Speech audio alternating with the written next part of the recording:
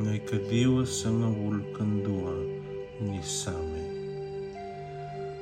Koe sa tiko e na nona e sana vuni ko koe na dedher sara.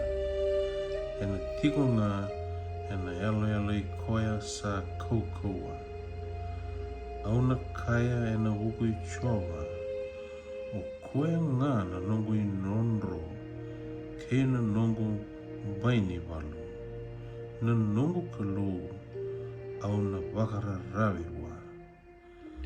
Nina wakambulai gondina mai na nona tundai na tamata sandau mbirindai ke na matida endau vevei tauvi. E na wakarurungi iko e na lawena. Iyo kona wakararawi ki na ruku ni tambana. E na nomi sasambai ke na nomi wakaruru na nona yalundina. Ona senga ni rerewaka na ka endau rerewaki e na mbongi. Sena nga sau sa wuka woli e na singa. Sena mate endau vevei tauvi sa lako woli e na mbuto. Sena wuku ni vivi waka matei sandau ia e na singa lewu. E na mbale endo na undolu kina lingamu I mowi. Katini na undolu kina lingamu I matau. Ia na senga ni adoviko. Kona raida wale nga e matau. Kakunea na isau ni tamata I walawalatha. Niko sa kaya sa nongu I nronro ko chiova.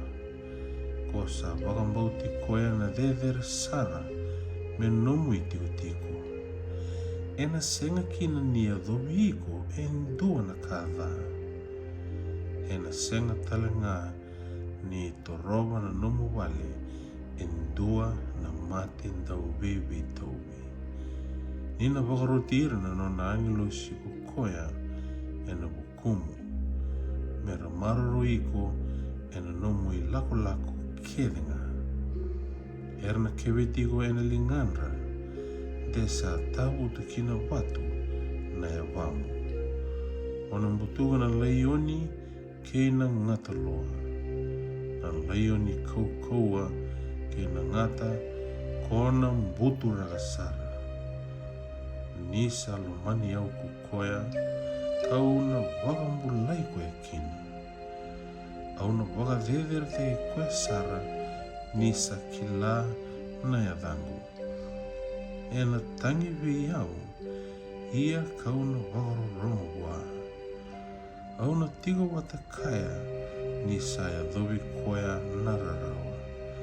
Au na wakambulai koea kando kai koea.